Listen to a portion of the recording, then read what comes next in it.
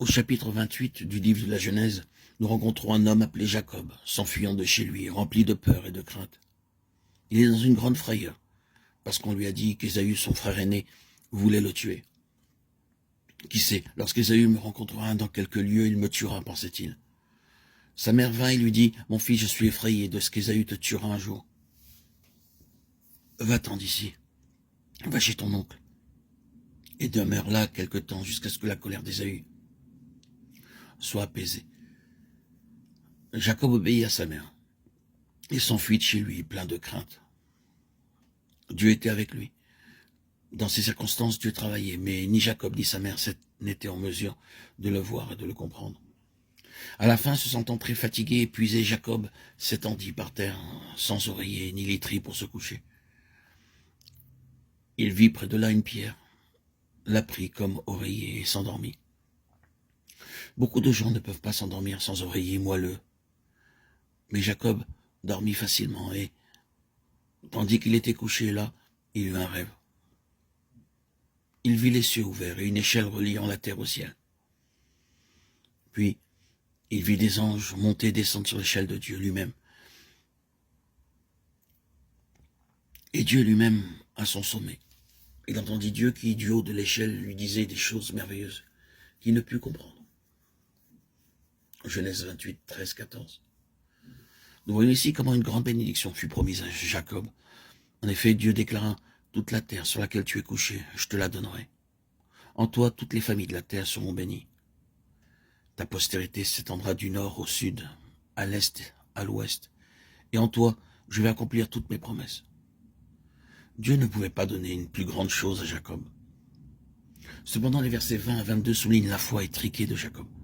Après les grandes promesses de Dieu, Jacob dit, « Si Dieu me donne du pain à manger et des vêtements, s'il me protège et me ramène chez moi dans la paix, je lui donnerai la dîme de tout ce qu'il me donnera. » Oui, c'est de cette manière qu'il croyait aux promesses de Dieu. Il avait vu les cieux ouverts, il avait vu l'échelle appuyée sur la terre, le sommet touchant le ciel. Il avait vu les anges monter et descendre par cette échelle. Et Dieu au sommet, déclarant, « Je te donnerai tout. Comme la poussière de la terre, ta semence sera multipliée. Je ne t'abandonnerai pas jusqu'à ce que j'ai accompli toutes mes promesses envers toi. » Quelle fut la réponse de Jacob? « Ô Dieu, donne-moi seulement du pain et le vêtement et je te serai reconnaissant. » La foi de Jacob était incapable de s'élever au-dessus de 8 onces de riz par jour ou de ce qu'il avait à manger. Dans le moment présent, Jacob ne pouvait croire au-delà de cette mesure, en dépit des choses merveilleuses que Dieu avait dites. Jacob était aveugle. Il était dans l'impossibilité de comprendre ce qu'il voyait et ce qu'il entendait. Bien qu'il ait failli complètement dans la compréhension des desseins de Dieu, Dieu ne les changera pas. Plusieurs d'entre vous, vous pouvez être comme Jacob aujourd'hui. Vous pouvez dire, « Oh Dieu, guéris-moi seulement, ou donne-moi seulement du travail, ou donne-moi une bonne maison, et je te donnerai beaucoup plus. » La crainte empêchait Jacob de comprendre. Son cœur en était rempli. Même endormi, il avait encore peur. S'imaginant peut-être qu'Ésaü venait après lui, bien qu'il ait marché très vite et couvert. Ce jour-là, une grande distance. La peur le rendait incapable de saisir les paroles de Dieu. Ainsi, Dieu a dû commencer à travailler dans la vie de Jacob, jusqu'à ce qu'il comprenne ce qu'il avait dit.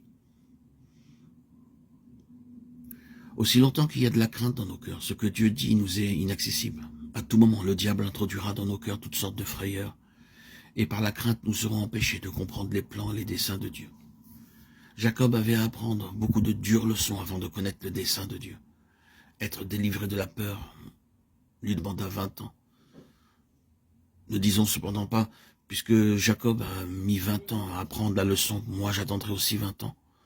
Nous avons l'amour de Christ répandu dans nos cœurs, et le Saint-Esprit nous enseigne toutes choses. Aussi nous pouvons en être entièrement et immédiatement libérés.